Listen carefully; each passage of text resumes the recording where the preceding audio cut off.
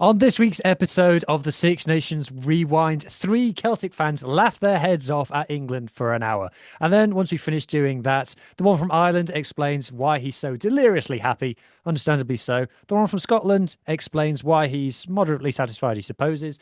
And then the one from Wales continues to drink away the pain. Let's start the show.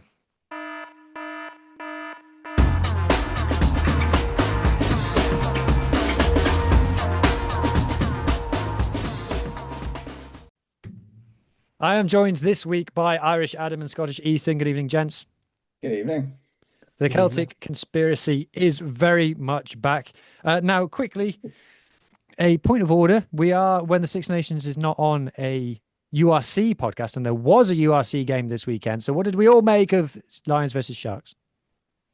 I said this before, and I thought that the Six Nations was way too exciting. So I kind of forgot that I forgot that the Lions Sharks game was on until you reminded me before. I'm very sorry to our bit of an animal colleagues. What about you, It Ethan? I'm happened. sure you've got in-depth thoughts Yeah, about this one. yeah. I mean, it happened. Lions won, didn't they? So Yes. read into that how you will. Like, Yeah, I uh, did watch I it because mean, I'm a pro, and apparently I've got nothing better to do.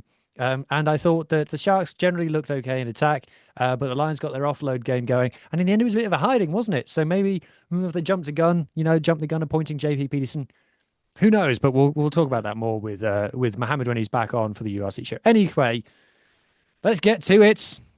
England bashing, and it was Ireland who did the bashing, and my goodness, did they bash this week.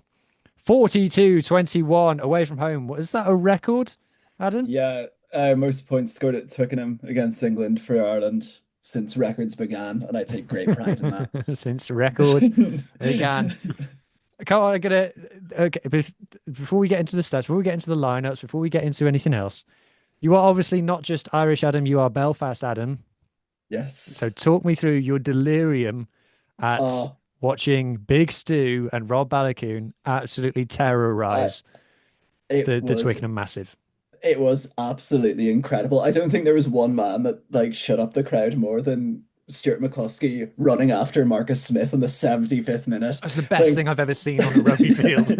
It's the way it was like Marks was like, "Oh no!" yeah, it's like it's like in a nature documentary when you see a cheetah run after like a giraffe, but it wouldn't really happen. But reverse that. It's, I was like, oh, Marcus has got it. And then out of the corner of my eye, I saw Choo Choo Stew, like a bullet train, running behind him, and Marcus Smith crapping himself. I was like, this is probably the greatest thing ever to happen. And we were winning like 40 by 42 points at the time. I And it was celebrated, it but was way it was the way the other England players were like, "He's on his own. I'm not."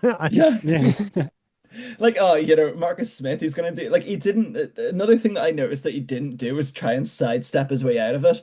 It's the first time I've seen him run forwards, and that didn't really work for him. So I was just like, go on, You Stu. should have tried to. You should have tried a goose step.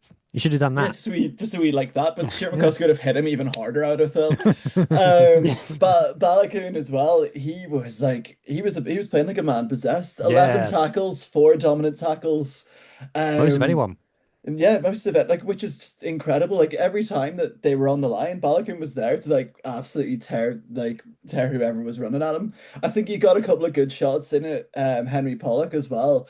Um, but yeah, do you know what? As an Ulster fan, Nick Timoney came on the pitch and started disrupting balls everywhere. O'Toole came off the bench, and I was just like, why? No, none of the Ulster players have been subbed off. This is really weird. We had four Ulster players on it Ireland at the same time. It's like 2016 again. It's like when we had Andrew Trimble. But yeah, it was incredible. I just felt like Gibson Park put on an absolute clinic, but I felt, in my opinion, and it's not any type of bias, but Stuart McCloskey was pretty close. They named Gibson Park, and then Stuart McCloskey got the ball in the midfield and took out six England players. They're all trying to tackle him, and he was just flinging them over himself, and I was just like, and I wish I was exaggerating, but that's what happened. Gordon Darcy was like, "Yeah, I'm picking Gibson Park," and then McCluskey got the ball, and I was like, "Something's about to happen." Just you flinging boys. you watching it thinking, God, that fridge can shift, and Yeah, it was literally like he embarrassed them. And England are all like, oh, we've got Ollie Lawrence back. He's an absolute unit. It's like, I'll show you a unit. I'll show you a Yeah. kitchen unit. Like this, there's levels to this game. And yeah, when I was watching the game and when you went 22-0 up, I nudged the missus and I was like, are you paying attention? This doesn't happen every day. And she was like, I don't care. And I was like, oh, okay, fine. But let's get back to talking about the match. I mean, yeah, I'd ask you to pick your star performers, Adam, but you like the whole bloody team. Everyone. There was not like one player I could fault. Even I thought that James Lowe in the 10 minutes that he had, he came off with like a pretty nasty injury, it looked like. But he like did something like my favorite part of him was that we randomly got the ball on the line and he had his left foot, I think it was his left foot he came off with.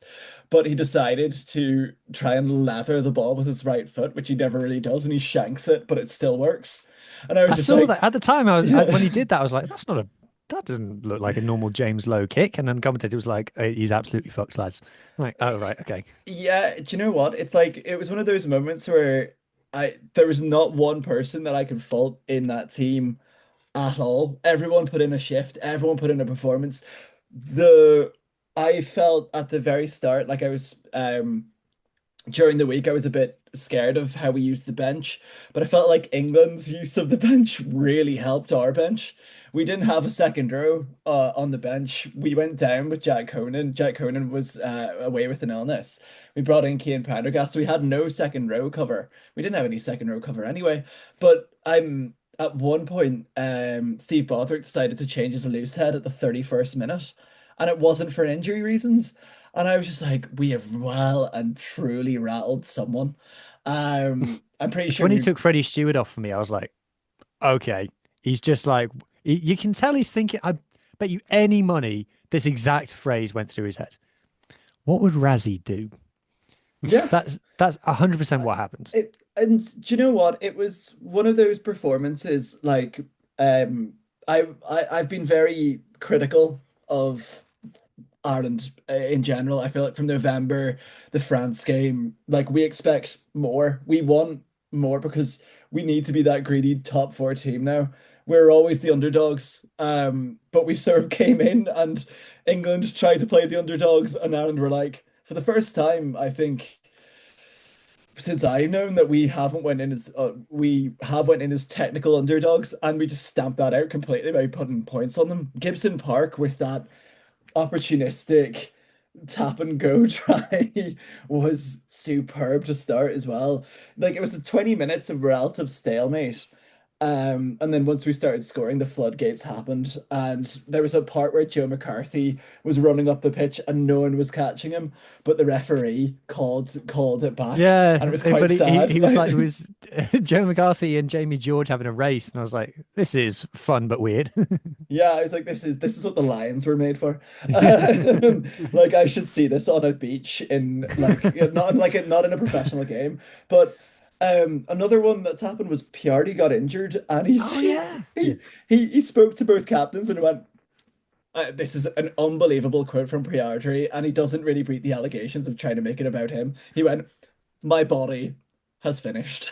He said my body is finished on me, He and did. I did think in that whole thing, I was like, "You're not making it about you, yeah, Andrea." he's just He like, really could not have no. made like he waited for the camera to be on him, and he went down. He kind of went, "Guys, my body He is just finished." Like, come on, yeah, he just looked down and just went, and then he got up and he made sure the captains came over and went, it was a pleasure effing you lads for 20 minutes, but my body is given up. Imagine James Lowe in the moment of that he shanked the ball, going up to the referee, going, sorry, my body has given up on me.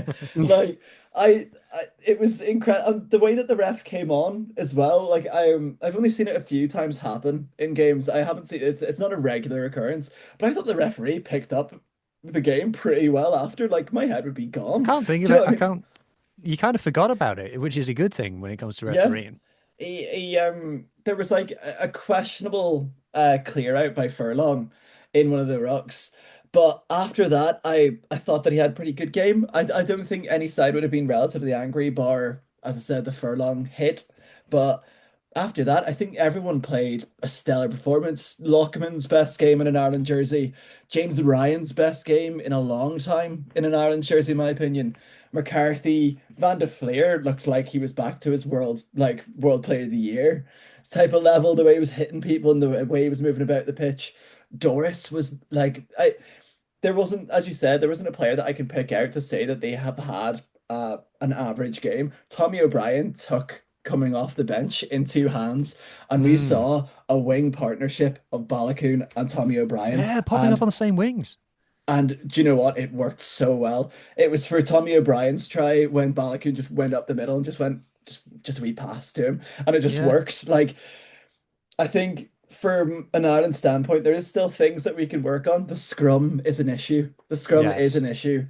Um, I don't really want to mention the 10 chat because, I there's not much to mention. I think Jack Crowley had an excellent game. How Um, many sexton loops did he do in that first half? At least three. He did, yeah. And do you know what? It kept on cutting to Sexton. Like my favorite rugby photo of all time now is the Irish coaching setup. David Humphreys in front of him and Kate Middleton and Finn Baxter behind them. And like looking quite sad. And it's just Johnny going, yeah. And I was like, this is what the sport's about. And then, but yeah, there was loads of Johnny Sexton loops. Gibson Park put on a clinic. Jamie Osborne was fantastic at fullback again. Like this is an Ireland team without Took his try very well. took his try very well, and he took his try off like a really good running 12 line. Like I'd be interested to see him play more at 12. I know he plays more at 12 for Leinster when Hugo Keenan's playing, but takes a really good bashing up line at 12, seeing that they're the best 12 does play for Ulster, and he's proving that at the minute. But I did feel like it was such a it was a shock. It was a shock to me. I'm sure it was a shock to you guys, but I just thought that it just sort of proved how, and didn't really get to speak. Well, I wasn't on the podcast last week to speak about how fraudulent they were against Scotland, but Scotland played a really good game. But I'm now looking at this Six Nations Championship going, what's the best outcome for Ireland here? A triple crown is on the cards. I don't see France tripping up, but it'd be very France for them to trip up against England. Well, So, do you France know have what I got two mean? shots at it now. We'll come on to it when we talk Yeah. about France. But um, the question on the selection then. So the thing that Andy Farrell's been getting hammered for ages is selection, and he was when the original 23 for this game was announced, he got hammered a lot for the selection of this, like no second rows on the bench and that kind of thing. Mhm. But obviously the result has gone and happened. So is Andy Farrell vindicated, or does it in a funny way prove how wrong he was? I think that we were caught out very lucky. As I said, Broderick didn't use his bench very well. He had a couple of injuries in the first half, which granted wasn't the fault of anyone. But then he subbed off their loose head in the 31st minute, and I thought that that's a pretty big, like in the professional standpoint of rugby, is that it's much like any sport, and you use your tactical subs in the second half no matter what. And if they're playing a bad half, lynch them at the second half, like take them away. But I almost thought the way that Broderick used his bench sort of accompanied the fact that we were using our bench pretty well. O'Toole at loosehead in the scrums didn't really work as nice as it should have. I think this is only third professional game at loosehead. And it's a very different position. Bealham played pretty well in the loose. Like Tom O'Toole and Philly Bealham played well in the loose, but in the scrum, it's the same. Like there is a couple of questionable selections still, but I feel like as an Ireland fan looking at that game, it was sort of like we need a job done against England because of course I live in England, so I wouldn't hear the end of it if we didn't. It'd be sort of like the casual fans coming up to me Yeah. going, we beat us, and I'd be like, no. So that takes it off my back for you. But I think just selection wise, it's interesting. I think he dropped Prendergast altogether. He didn't travel with the squad, which I think is weird. I think it's one of It's those, brutal.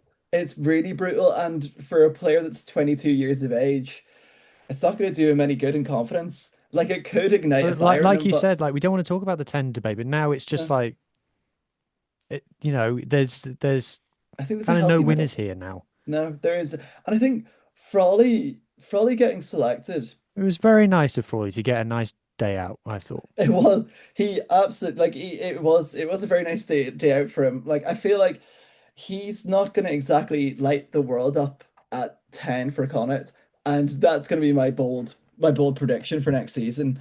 But him coming off the bench, I think he was sort of used as a utility back anyway, because he came off the bench and Jamie Osborne was out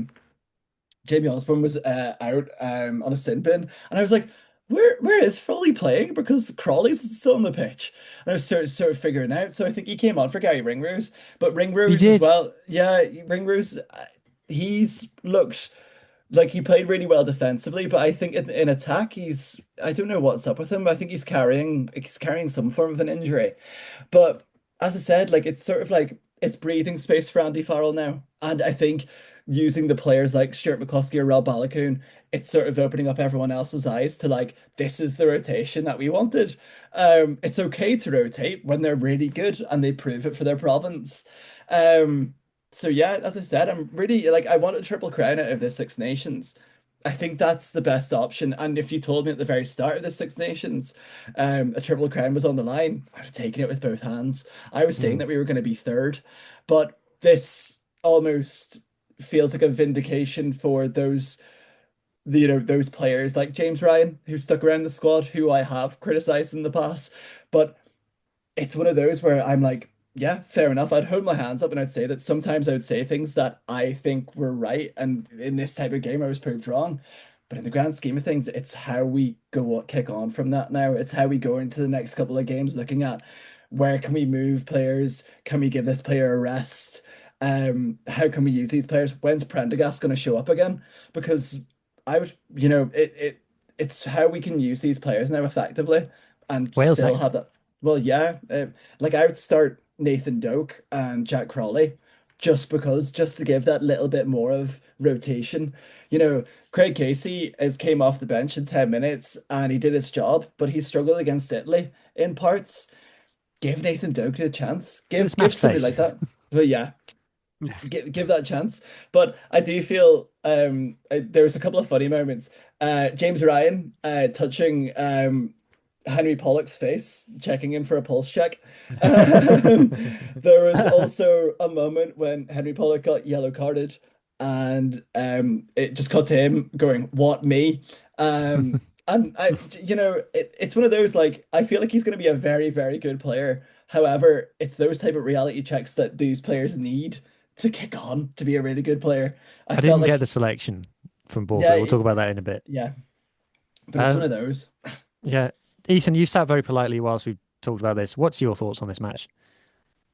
I mean, it was quite funny in that, what's my call it? I felt England for the first 10, was it 15, 20? I can't remember when the first try was, It was were like the more dominant one, but Mm, basically they got all the way up to Ireland's like 5 meters or 22 meters, and then just got sent packing all the way back.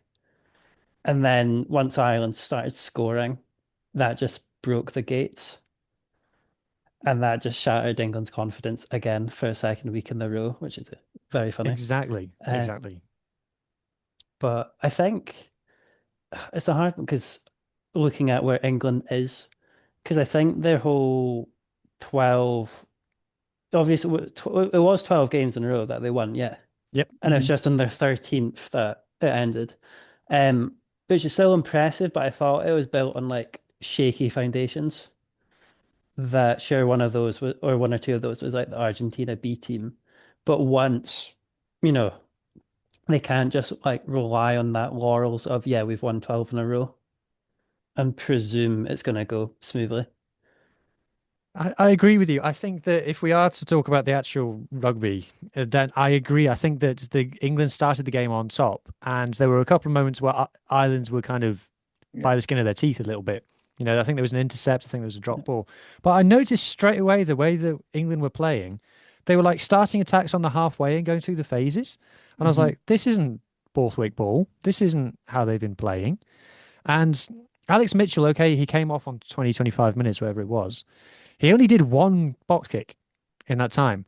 Normally, Alex Mitchell would have done three or four in that amount of possession.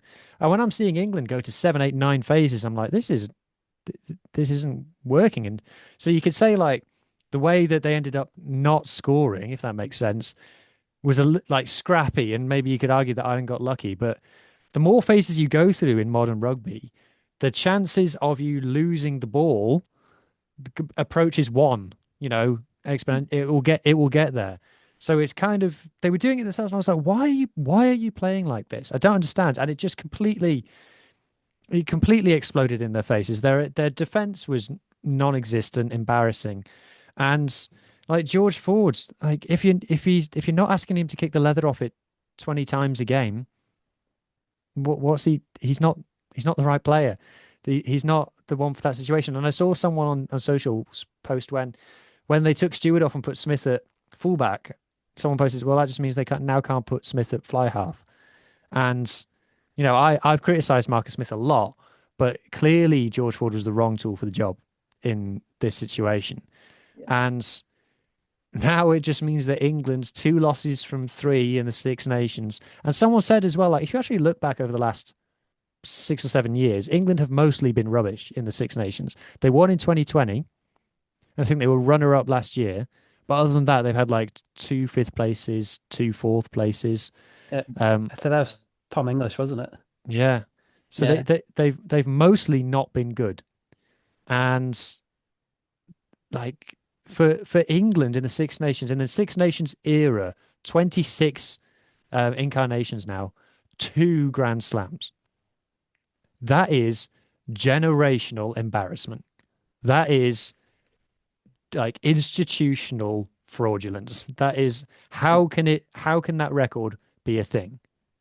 I Do you know just what's I crazy about that statistic? Oh, sorry, Adam.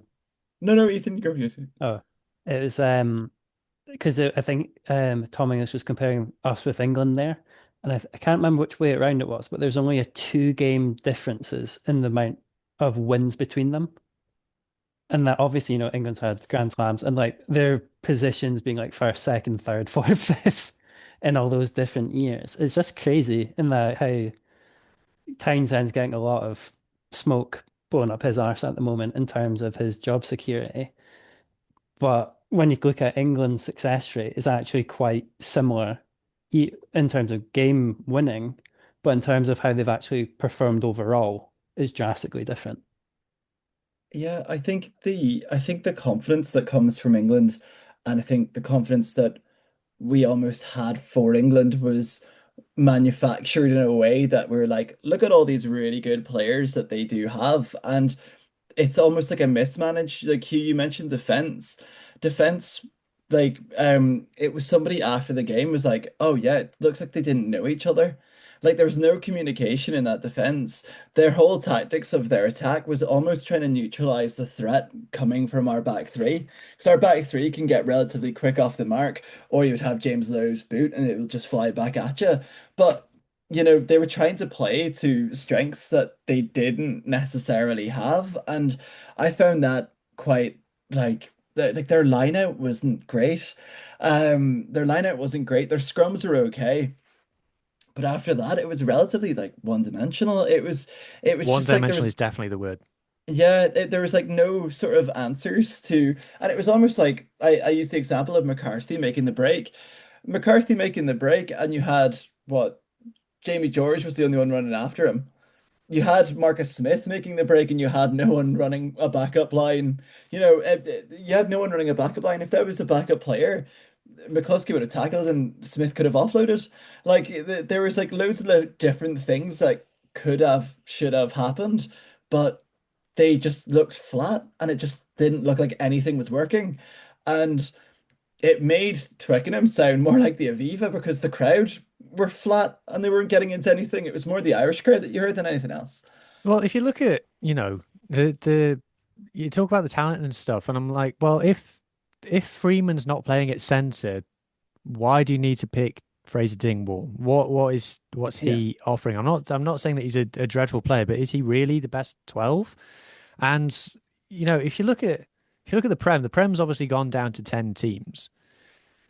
But how many Prem teams would you say that you'd say name their best player and the name that comes out of your mouth is English? Like a Yeah. lot of the best players in the Prem are foreign, are imports, are internationals for other nations. And if you look at like someone like, is it Van Rensburg at Bristol? The lengths Hmm. they've gone to get his South Africa under 20s caps rescinded so that England can pick him. And it's like, what does that say about the rest of your 12 stocks? And I've got, I'm trying to, I'm trying to be a hashtag nice guy and not go after players. And I always try and think like, oh, if they were to listen to the podcast, what would I want them to think and things? I've got to be honest. Henry Arundel really tries that policy. Yeah, he wasn't great, was he?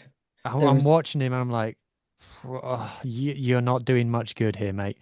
Um, and like, if someone put on social media, if he's got the ball and no one in front of him, he's great. But as soon as you put like two defenders around him, he really seems to not know what he's doing, to be honest. And he's got the confidence and he's got speed, which is what he needs to be an elite level finisher.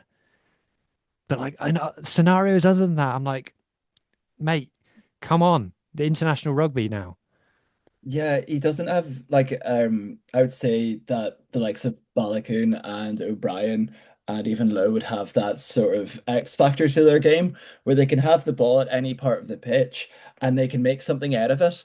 Like whether that be like a kick or a break through the middle or break a couple tackles. But Arndal looked really like it's really hard like last week because I wasn't on last week when he had like the double yellow card. I was like when does double yellow cards ever happen in rugby? Like, he just sort of was there.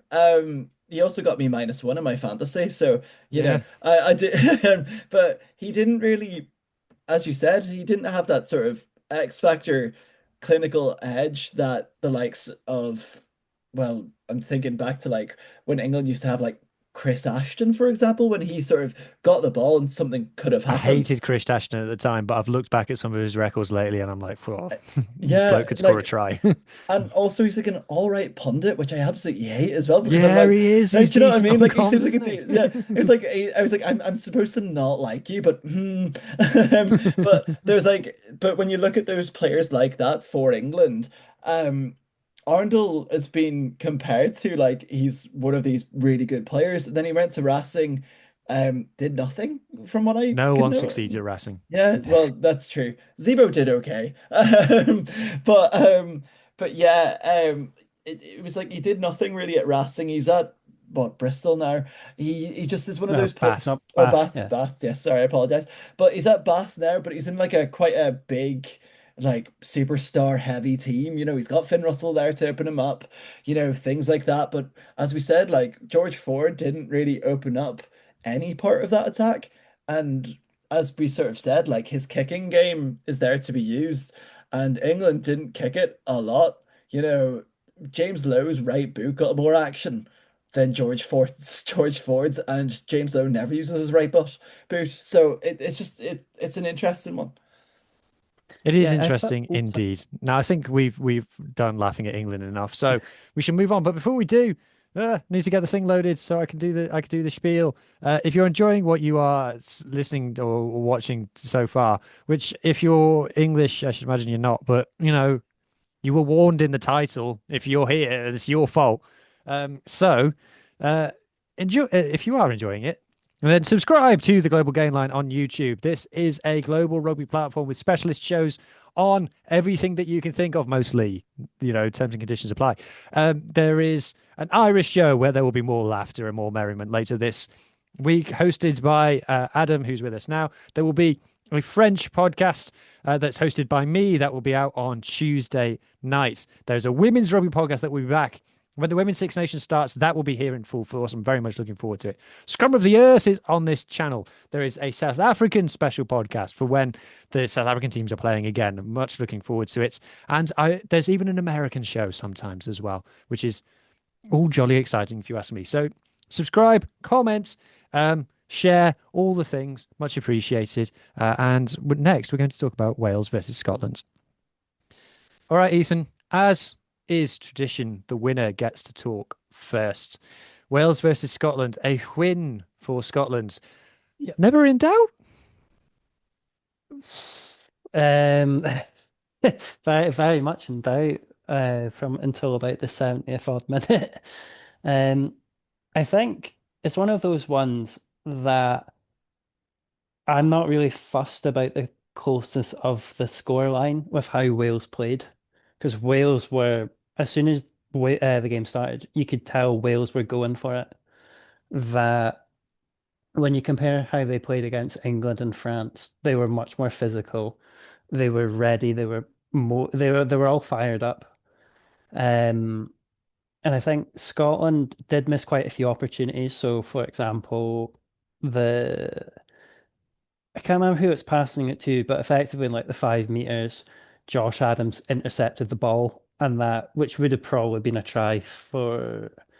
I'm just going to it's probably Duhan, S- um, which kind of bit Scotland back Sorry, I was later. on mute. Yes. Yeah, and then what's we call it?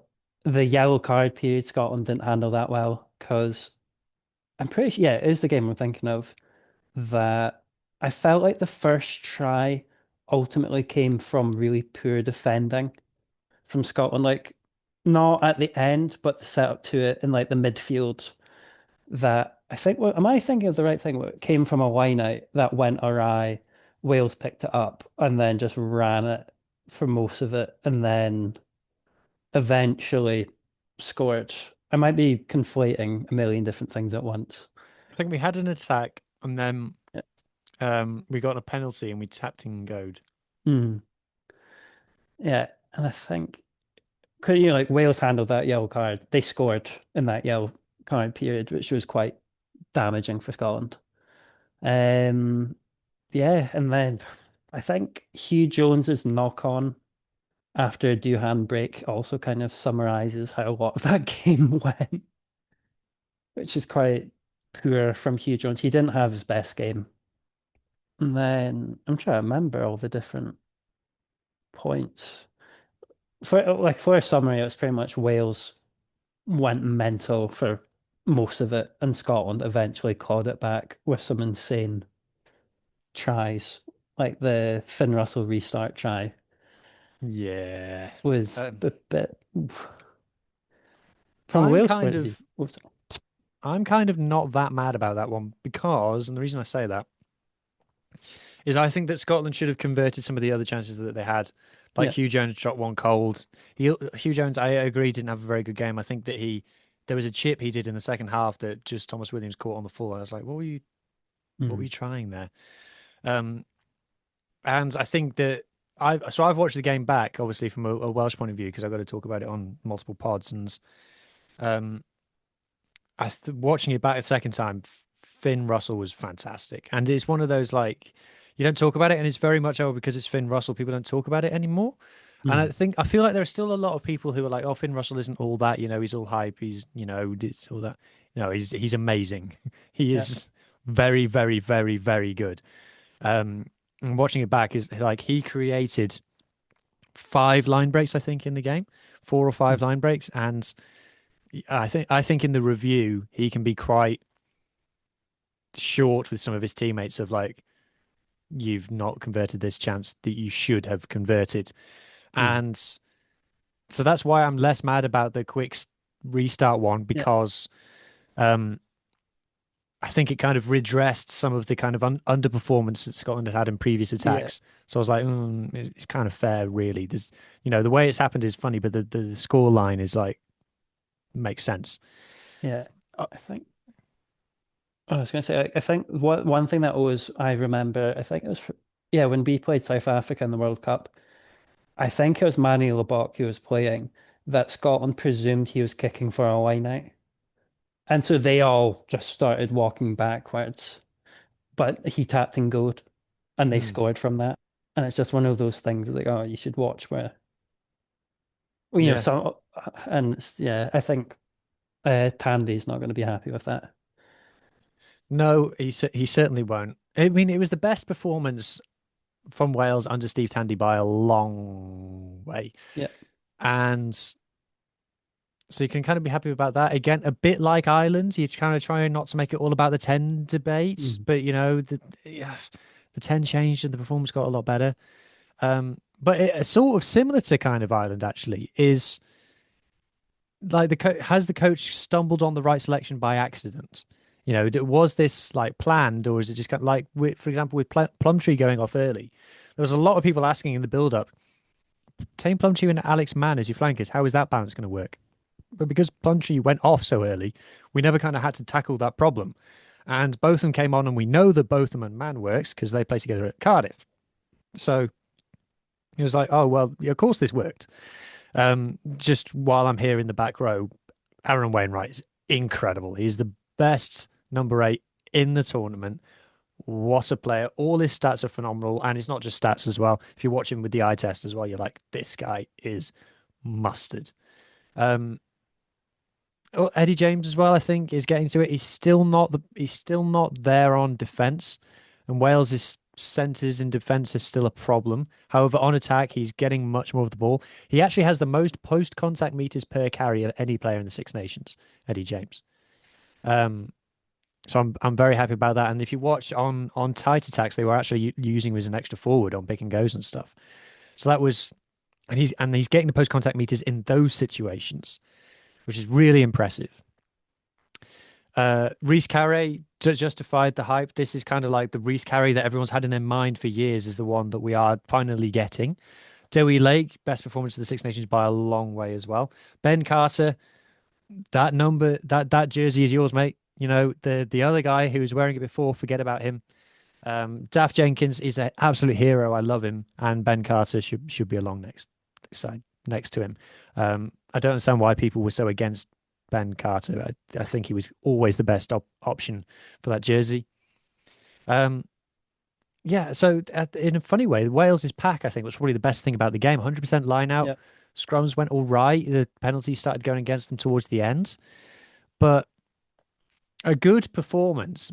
But again, because, you know, Scotland blew so many chances and the coaches kind of stumbled on this selection by mistake, I'm kind of like, is this the start of something? Because a lot of the problems were still there. Like the defense wasn't great. The defense was poor. And we're still relying on taking threes. So we only scored 2 tries and it was threes that kept us in it. And 2026 rugby, the threes aren't the answer. So I'm not like we're so back because we're not. But it was better. You know, it was a lot better. But I need more than one swallow to make a summer, to be honest. Yeah, I feel Wales is kind of Scotland's bogey team. I mean, obviously we've got a lot of bogey teams based off our Yes. our record, South but Africa and New Zealand also. yeah, and Ireland and France, and currently Argentina. But for some reason, even though Wales has obviously been quite at a low point for the last few years, they've been really tight games with one exception. That Wales just knows how to get underneath Scotland's skin. I don't know what it is Well, that. if the whole thing about Scotland is that they've got a mentality issue, you know, Mm, if we buy into that, that's the problem. Then that's not just an Ireland thing. It's not just the reason that you always lose to Ireland. It's not just the reason that yeah. you always beat England. It's also why you rock up against the likes of Italy and Wales and Mm, shit the bed. You know, yeah. it's if it's evidence to the mentality being the problem. Mm. I think the fact that Scotland managed to claw back that, what was it? Was a 15 points at that time? Yeah, 12, 12. I think. That they managed to call that back in probably one of the worst stadiums to play in as an away team in regarding like how much the home support you can hear them and how much that actually feels the Welsh team is an insane performance. And I think, what was it? It's one of those ones that, yeah, Scotland's backed up a win against England for like the first time ever, or an away win after what? 'Cause I think, did you see that statistic where it's like Scotland's never won a back-to-back game after beating England? I not only have seen that statistic, but I did an interview with the guy who dug Oh, it out. It's yeah, on my channel as of today. So check I it did. out once you finish watching this. I did actually watch that. I should have known it was him. Um, so there's that one, that statistic about Scotland beating Wales for the first time in 100 years or 99 years to beat Wales 4 times in a row. That Oh. it's quite a it's a good sign that Scotland's able to overcome that hurdle. We have got a lot shitter. Yeah, but it is if it is one of those fixtures that Wales doesn't make it easy for us. Mm. No, And I agree. and I think regarding Townsend, yeah, I actually have positive things about Townsend this week. 'Cause I felt he made all the right choices. That when Macbeth and I'm trying to think who brought off early, Williamson, they just weren't working out, which is a big call because that was half an hour in. And as you were Mm. saying, that's kind of where Borthwick went wrong in the Ireland match. I felt like it did benefit Scotland quite a lot. What did you think of Blair Kinghorn's performance? I mean, it's his first game, the Six Nations. I'm pretty, yeah, because he didn't play on the bench on for Italy or for England. It's one of those ones where it's like on paper, I love Blair Kinghorn. It's just I don't know if it's a Scotland setup, like or how they're currently attacking that just doesn't really work with him.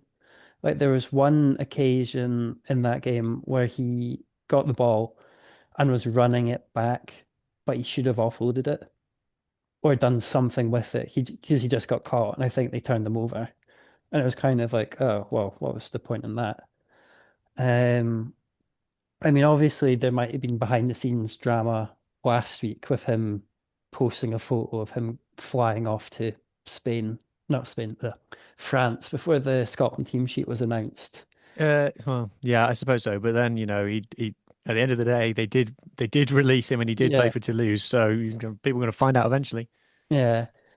So I think maybe he'll be better next week if he is picked, not next week, in 2 weeks' time. If he is picked, maybe it's him getting back into the squad. But personally, I still think Kyle Rowe's probably a better choice than Kinghorn at fullback for at least how this Scotland team's currently playing. Mm. Yeah, probably go with that. Adam, what was your take on this game?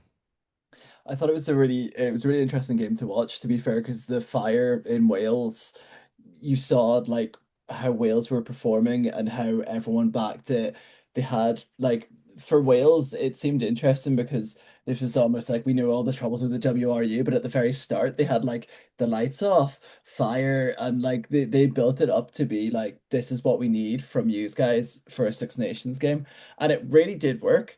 I felt like the crowd provided so much towards that performance, like in backing the team, and you have like a lot of the like it wasn't like a quiet Millennium Stadium that we normally would have had the past couple of years because of how it's been going, but there was actual hope in the game.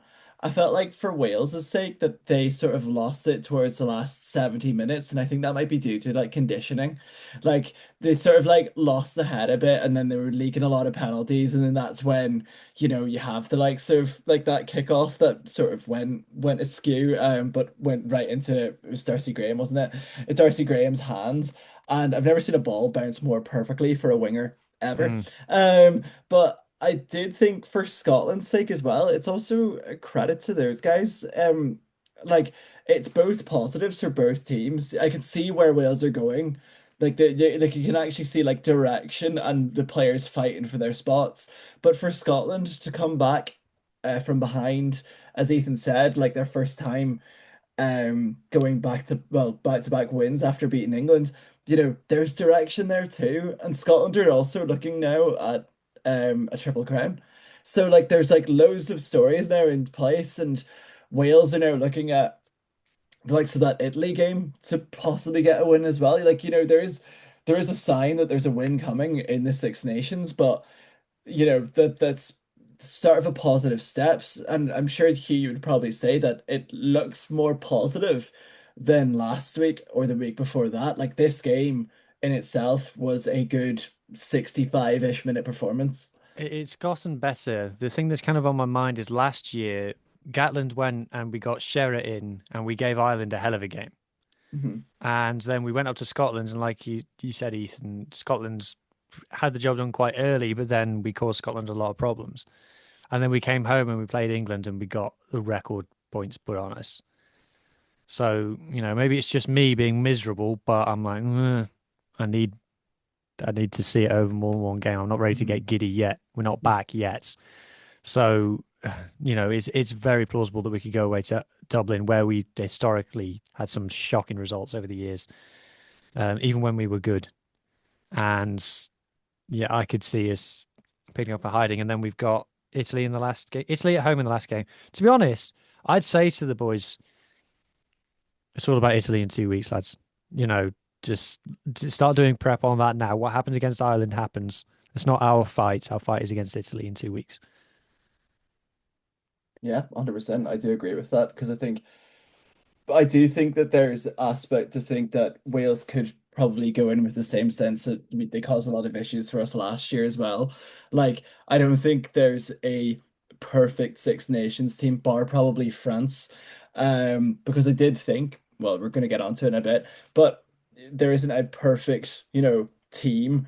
We would have thought that would have been England or France this year, but England have sort of limped off. Scotland are like showing their dark horse status again, which is a bit frightening because they're sort of reached that level of dark horseness where they're doing things now and they're providing like they could win a triple crown and I'm like, oh, that Ireland v Scotland game is going to be very interesting. But this is what Scotland do, and I think with the Blair Kinghorn conversation as well, I found it really interesting because it was sort of like he was absent-ish. Like there wasn't much from him. There wasn't much zip compared to like Van der Merwe, who took sort of his chance with two hands and sort of ran with it. It's really interesting to see how the landscape is for that like Scottish rugby as well. Yeah, I think it's one of those ones where I felt like we missed Jack Dempsey. Mm. That with his physicality, because that's where Scotland really struggled in that match, was the physicality that Wales brought to the table, which is a good sign for Wales going forward. That because that Scotland pack's quite beefy, and the fact that Wales were bullying them up front is an incredible step forward. But Rory Darge helped save Scotland that day. Like Jesus. Oh yeah, what a player! Absolutely incredible. Anyway, it's time to move on to the final game. Before we do, if you are listening on audio, very important. If you're listening on audio, pay attention. Um, this audio is the hardest platform to grow and to attract new listeners. So if you are enjoying what you are listening to, please consider giving us a 5-star review. If you're listening on Spotify, leave a comment, and only a nice one though. Actually, any kind of comment, don't care. And share a link with a friend would be really great as well. Like I said, it's really hard to grow on audio, and appreciate the support that you give us in advance. Okay, three. I don't know what I'm saying. That 33-8. That's why I'm saying the number three. 33-8 is what France beat Italy by. No France or Italian pundits on the show this week, unfortunately. But a professional enough job by France. It says something that it feels quite. France have played a game where it felt quite flat, and you'd almost say that they won ugly, and they've scored 5 tries and won by 25 points. It kind of shows the levels that France are at the moment. Yeah, I thought that this was pretty lackluster from Italy. I think they put up a really good fight up until around about I think this 60th minute. It's between like the 55 and 60th minute march is when the floodgates started to lift. 19-8 going into it at halftime. I was looking at the game going, Italy do look like snappy. They do look really well. There was a time in the second half where France were getting frustrated, and you were like, if Italy can get a try, Mm. it's Yeah. interesting. Well, that's sort of like you hit the nail on the head there. I think it's really interesting with Italy. Gabrici is a really good player, but I don't think he necessarily shown it today. It was really weird. I thought that his kicking was like if he would have like it's so important to make your kicks, but like I felt like they would have been more in if they would have had the first conversion, for Mm. example. It would have made it look like they were more in and they're more given a fight. But yeah, I think France were pretty formidable. Thomas Ramos at 10. Is there like a position on the pitch that he can't play? I feel like he's one of those players that you can put anywhere and he'll still crop up with a try. I did really enjoy watching him play 10, to be fair. I know he does that for Toulouse often-ish. Hmm. Um, but I think that it was Francis 13 who I thought had a really good game as well. Uh, Gaetan. Gaetan, I thought he was a real like snappy player. He was quiet last week and he made up for it this week. Yeah, I thought he really like stepped on, and I think he played really well. But this French team, I can't see a point where this stops. I think Scotland are gonna put a good game against them, and I do ironically not think that England will have their shock win. They could put in a shock win in the Grand Slam decider, as we said at the start of the tournament. But yeah, this French team seems relatively unstoppable, and this is like a team where Jalibert wasn't playing. Dupont is getting back to his best. There was a couple of really heroic defensive efforts from Dupont I in this thought game. this was Dupont's best game of the three so far. And Yeah. in a funny way, I think that's slightly because Jalibert wasn't there. Because I almost want to say like Jalibert's been cramping his style because there's someone in the team who might be 95% as good as him. So Mhm. he's kind of had to like, all right, you can have the ball. Um, but I thought in this game, Dupont was like, ha ha ha, ha, my turn. Which is like, imagine having the luxury of having that, like a player that's 95% worth of Dupont and Dupont. I also thought their pack was just incredible. Like there is a Miafu was force. amazing. Yeah, there is that force. Like there was a couple of the games this Six Nations where I'm actually quite excited for this Nations Championship because I do feel like it's quite a cool concept of seeing this French team play in New Zealand with an actual team. Do you know what I mean? Do you know, like with like a first rate team, like seeing but this French team have all the right tools at the minute. And it's a very French look to possibly win a World Cup when it's been their last home World Cup in 2023 and the one in Australia. But they're looking as good, if not better, this Six Nations. In a Six Nations where there hasn't been, well, this is the clearest standout team in a while, but I'm not sure in terms of how comparatively that would work because you saw them struggle. Like the Ireland game, we struggled against France. We were quite terrible, to be honest with you. The Wales game, they thrashed Wales, and then you had Italy, and Italy didn't really come out of the blocks. Well, it was as I said, it's probably like a conditioning thing, and it was around about the 55 minutes when the floodgates started. This Scotland and England game, I think more particularly the Scotland game is going to be the real hinge point in what we see of this team. It's how they attack that essentially. They are a class side, but it's going to be really interesting to see two teams that are on purple patches face against each other to see what it's going to be like because as I said, they haven't really been tested yet, have they? No, I don't think they have. And on that subject, if we talk about Italy, I kind of alluded to this last week as well, is that if people are serious when they say you need to respect Italy now, if people really mean that, then that means that we have to criticize them like we would the other Mhm, nations. And the fact is that just Italy aren't scoring the points. So the stat that mhm, I've used a lot lately is in their last, it's now 17 games, 9 times they've been held to less than 20 points. 5 times they've been held to less than 15 points. And, for all we can talk about, oh, the scrum or Menoncello or whatever it is you want to talk about, the games of rugby are won by the team that scores the most points.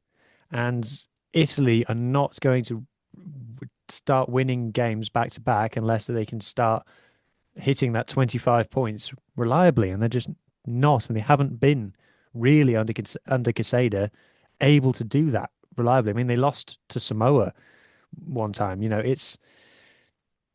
It's just they're not crossing the try line, and that sounds like oh, is that analysis? They didn't score tries, but it's like a long running thing. And the kind of point, the reason that I labor on it is because people are so like, oh, Italy have gotten better, Italy have improved, Italy are this, Italy aren't that anymore. And it's like, well, check how many points they're scoring. Okay, they're not mhm. getting 50, 60, 70 put on them every week like they were before. Okay, but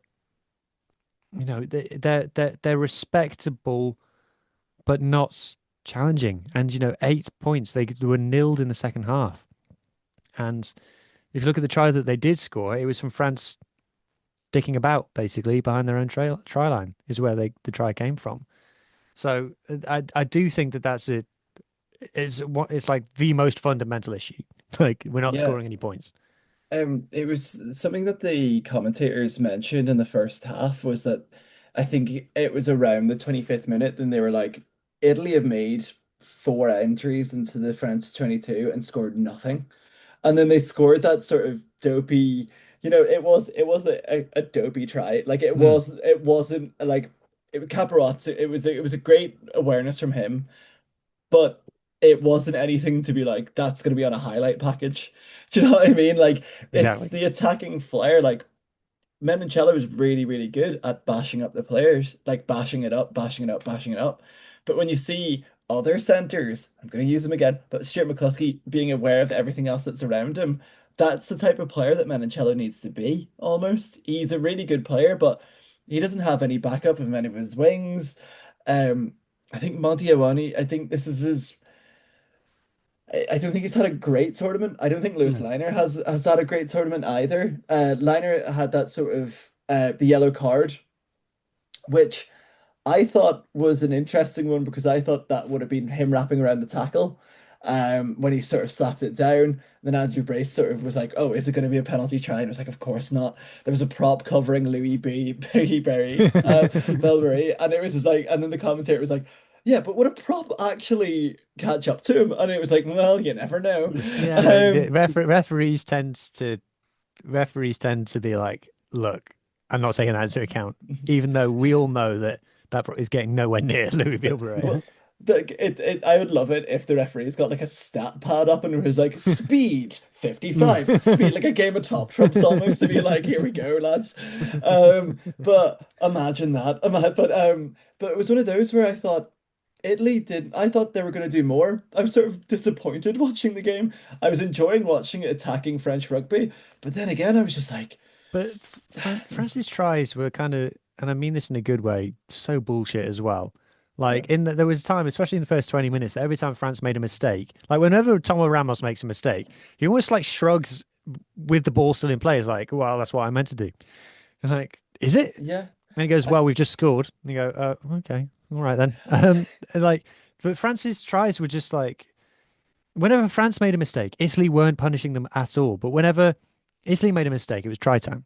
yeah. And it was just brutal. It's that ruthlessness on that like Thomas Ramos point of him making a mistake and doing that.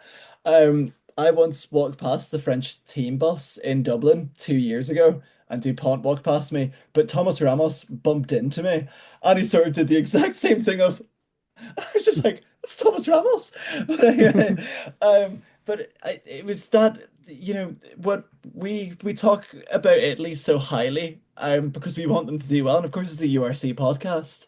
We know, but it was almost like the Gerviso effect has leaked in, where we put them on a pedestal. And it's sort of like every week, if you listen to this podcast and we talk about Treviso, they either win or lose, but we still can't figure out what's going wrong or what's going right because it's just like, oh, they didn't score enough tries or they weren't clinical enough. It's the same with Italy. It's like this Treviso effect of Treviso are playing relatively average rugby at the minute, but Italy could play way better because they've got the likes of top 14 players that they can pick from. They've also got the wealth from Treviso and Zebra and stuff like that as well that they can all collect together. It's just not working. It's just it's such a weird. And the coaches are objectively very good Italian rugby coaches, but it's like the likes of having Lewis Lina out there and him not being as attacking minded as he would be when he's playing for Treviso or when he was beforehand. Like this is a player that was on Australia's radar. It's a mad one to think about because he did relatively nothing for Six Nations so far Mm. either. Yeah, I mean, he had a great catch last week, but then, as you said, got yellow card this week, yellow card last week. And I felt his yellow card this week was what kind of killed it for Italy. Mhm. Um, but I know I feel like the only good Italy winger I've seen so far is Adogwu. So I'm pretty sure he's come on for the wing. So I can Yeah, never decide yeah, if he's a center or a winger yeah. because I'm He pretty almost sure he's that like Kyle Stain mhm. mold that you just put him wherever. He almost came on at fullback from the runs that he was doing. Yeah. Mm.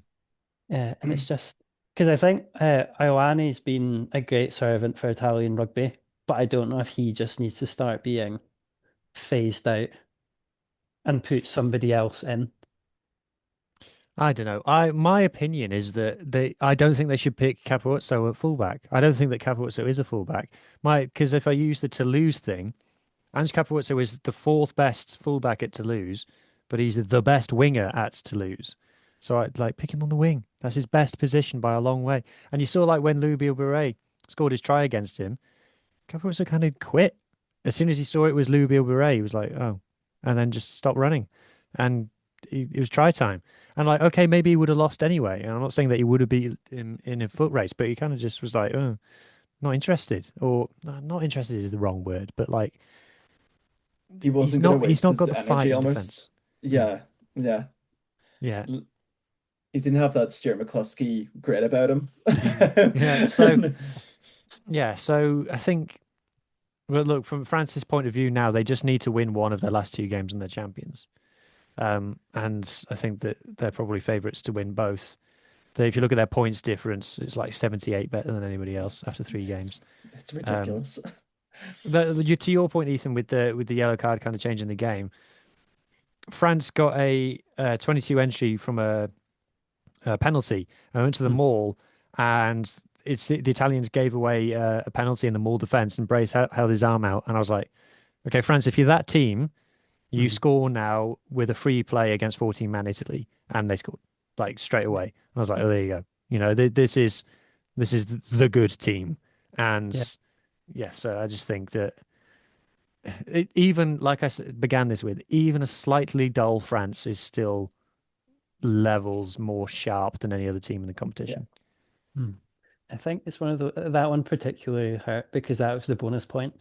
Mm. Because I was hoping like, oh, come on, at least deny France the bonus point. Do us a favor. We let you win. Please repay it back. And some people will take that as kind of like, oh, as proof of something for Italy. They'll say, oh, they made Italy made France work the hardest to get their bonus point out of the games that they played so far. Like, well, yeah, but they didn't score anything in the second Yeah. half. So this is kind of what I'm on about. Anyway, we've reached the end of the Six Nations chat, but there's URC back next week. So here we go. What just happened? I just pressed a button and something disappeared. There we go. Right. Round 11, round 12 of the URC, apparently. That's come up fast. Um, Starting with, this is predictions, everybody, by the way, that we're doing. Cardiff versus Leinster. Oh, Anyone fancy a cheeky upset? I'm gonna say I I'm gonna say Cardiff. I'm leaning towards Cardiff purely on the basis that Leinster's been so depleted Yeah, by Ireland at drafting, and that Cardiff can pull off a quite good upset. They beat Edinburgh at the last minute earlier in I the season. Leinster have no loose head props, and that's shown in the Ireland setup with the fact that we went down to Jack Boyle being injured, and like Leinster are struggling with their injuries, but are quietly in some type of lab trying to make it the next Rico Andrew Corr. Ioane, Ake Snowman. Rico Awani, Yeah, I don't think has been that game changer that they need. Snyman could be, but I feel like I feel like Cardiff could have it here. You know, you've got the likes of Charlie Tector and stuff like that for Leinster, but it's going to be Cardiff Arms Park. Cardiff have been really tricky this year, and I don't see Leinster. I see Leinster going like they need a win from this, but I do see Cardiff edging it because Cardiff look really good, but Leinster are at that minute in time. Now think about it, they're what 12 games bounce on the bounce, but they've had that break, so I I would I would go with a Cardiff win, and that's not to annoy any Leinster fans. I think objectively, if Cardiff have any of their Welsh players back, it could be a famous win for Cardiff. I mean they've got Jav and Sebastian, so they are True ready to fact. scrum. Yeah. I'm trying to think what it was. Yeah, no, like Cardiff. I feel like Cardiff, they're what, fourth? Is that Hmm. right? Yeah. Yeah. They are being kind of, I think, downplayed so far this season. It's a game that can only be described as on this Friday. Edinburgh versus Scarlets. We've got no fly halves. Carl Winleger-Jones is playing with the 20s, and Simon Costello has just ripped his ankle off. And Joe Hawkins, who's the other guy who's played 10 for us, is with Wales, started the last two games at inside centre. So we're literally looking for volunteers to play fly half for us in this game. I would love it if we beat them, but I feel like a slightly shit Sean Everett win is what's on the cards here. I think so. I mean, I can't remember who did Edinburgh play before that. It was during that Wales South Africa game that they were all conscripted. So it's people you'd never heard of. And they still managed to give Edinburgh a game. Probably the Ospreys. I think it was Ospreys. That Edinburgh's again hemorrhaged by injuries. So, I mean, granted, only two Have of you seen there's that not, Ben Healy's off to La Rochelle? Yeah, I yeah, know. That's a mental one. That's I know. so How's he mad. managed that? I The know. Bruno Gara connection. Yeah, I knows know. his dad. Yeah, I know. I mean, I Right, don't know okay. whether they'll give him a farewell tour Let's for let's Edinburgh. not spend our lives talking about Edinburgh versus Yeah. Scarlets, and that's coming from a Scarlets fan. Right. Lions versus Stormers. I tell you what, Stormers got to win this. They do. They definitely Yeah. do. Lions have won this week as well. Like it's sort of frightening to see some of the scores from these South African derbies because it lulls us into a false sense of, oh, one of these South African teams could come creeping up the table. So I think for Stormers' sake, they need to, like, they haven't been as good, but they need to sort of solidify that top two spot. So that's what they're going to probably be They looking at the minute. they definitely need to get back on track for me. For me, Bulls versus Sharks. Another one well worth tuning in for, in my opinion. Um, Bulls. There's a lot of narratives coming out of this one because this one's all about the coaches. Because it's like, have the Sharks gone early appointing JP Peterson that they shouldn't have? The Bulls, has Ackers really turned it around? I'm not sure. Yeah, I'd say I would go for the Sharks because the Sharks are doing what the Sharks do and winning at the last bit of the season, so they will qualify for the knockouts. Do you know what I mean? It's what they Mm, did last season, and they somehow ended up in fourth. So it was one of those. yeah. Yeah, I'm leaning towards Sharks as well. I've Oh, not been impressed by Bulls so far this season, which is a shame I'm because going. I'm going Bulls. I think Bulls. Connacht versus Glasgow. I This don't. is a test of Glasgow now with the number Yeah, of players they've lost. yeah. I think who did we play? I can't even. It's been so long since we've talked about the URC. Who did we play last round? Because I thought that Glasgow team was. Oh, it's Munster. That's who it was. That Glasgow team that played against Munster. I thought it'll probably be them because they're the kind of I don't know BC team with like Dan Lancaster at the helm. So I think they could The take it. one It that might be also lost close. 23-0 to the Scarlets. Yeah, but that was the wake up call. Um, they were blinded by the Scarlets. I- I'll I'll almost like back up Connor in the fact that they've got a really good youth coming through, and they've got the likes of Che Mullins on the wing.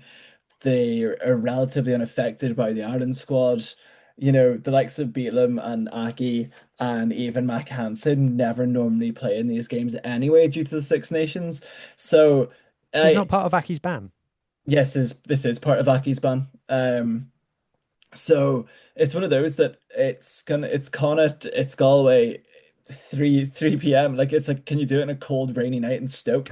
Can you do it in a cold, windy day in Connacht? I'd say it'd be a pretty good game. I'd say it'd be like Mm, a either way, it would be a one score win. I don't mm, see a runaway winner in this, and that's given how good Glasgow have been this season. mm. Mm. Munster versus Zebre. Munster have got to win this. Yeah, Like, imagine Zebra give them a game. Munster are in a bad spot at the moment. They could do with a comfortable victory. Yeah, they need something. They need something to come out of this game. I think for Munster's sake, they need that win. For Zebra, they could be looking at this going, we could be a banana skin here. Mm. They're relatively unaffected by the Italy squad. Like relatively unaffected. I think Hugh you could probably or Ethan. I don't think they've got many players in that Italian squad, but yeah, Munster do still have a really good like backup in the and they would have the likes of like Sean Adogbo who is going to be playing like a man possessed. Like I would be interested to see if Edwin gets released for that game as well. Um, just to see like how much the IRFU is going to like affect these games and who they're going to release. But yeah, I'd Mm. say Monster bonus point. Okay. Dragons versus Benetton in another game that can only be described as on this weekend. Uh, I reckon Dragons can pick up a win here, you know? They've got real Yeah. injury problems in the front row. That's what I'll say.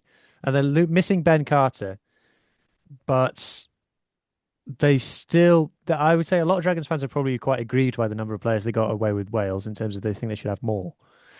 Um, so I think that Dragons should win here because you think of who Benetton are missing. It's obviously a lot worse. Mm.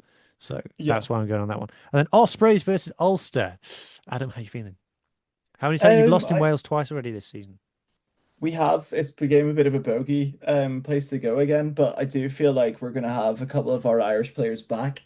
I'd say we'd have the likes of Bryn Ward back, we'd have maybe Stockdale back. Saying that we also have Angus Bell, Ian Henderson. We do Jude, have a we get really Jude. Jude, yeah, we'll get Jude back. We'll get Jude back as well. Presuming that we're not going to go really different against Wales, which we could do. We could afford to make a couple of changes, but it's whether or not it's how much games they played before anyway, and they If you, haven't. So, hmm. Tom Stewart will probably be back as well. We'd have a couple of players released for this game, and I'd say it as a bonus point win if we Could you do. get Ian Henderson will be there? Yeah, Ian You Henderson will might be there, you yeah. might get Izzy, Izzy, possibly. I'd say Izzy would probably be playing against Wales. and then you might get Doak. Yeah, Farrell doesn't seem to be having Doak. So if you've got Doak, yeah. Murphy, Jude, oh, who's the guy who's been Stockdale. playing outside centre for you? Is it How? What's his Oh, name? Hume. Hume. Hume. And then you can still have wee Mikey Lowry, Cock. Stockdale, and Cock, yeah. Koch. Yeah, Yeah. it's still a Do good you know, team. so, do you know what I mean? Like it's still there. Like even our pack, like our front row could be Angus Bell, Scotty Wilson, and Tom Stewart. And Rob Herring. Rob Herring's also in and around as well. Who's reached Unk status. But there's players like that where we will have a really good team on paper, so we should get a bonus point. Yeah, but talk about cold, rainy nights in Stoke. It's a brewery field, mate. They've got, Cold rainy night in Brewery Fields. yeah, they got Uh, one. They've got one spotlight. That's um, not I true. I'm exaggerating. I do remember there was a time that an Ulster game had to be stopped because one of our spotlights broke. And it was such a weird time because you just saw the winger just in darkness. And you're like, wow, spotlights do make a really big difference. So we'll see how that fares. Yeah, no, Ospreys don't lose often at the brewery field, but we'll see. Anyway, that brings us to the end of the show. If you have enjoyed what you've seen, or if you've had thoughts on what you've seen, obviously, Adam, you're very welcome back this week after the unwelcome return of that Kalen last week, who enraged the comment section just with his face without even having to say anything. Yeah. Um, Yeah, if you say his name 3 times into a mirror, that's how he appeared. That's why he was on the podcast last week, guys. I apologize. I'm only joking. I love Caleb. so we've gotten back into the groove as a URC show. We'll be back next Sunday talking URC Best League. But in the meantime, I've got thoughts on that other Six Nations things that's happening. Let us know about that as well. That just leaves me to say thank you to Adam and Ethan for joining me this evening. Cheers, No thank you. worries. Thank you. Thank you to everybody for watching. Enjoy your rugby, and I hope that everybody's team wins. Cheerio.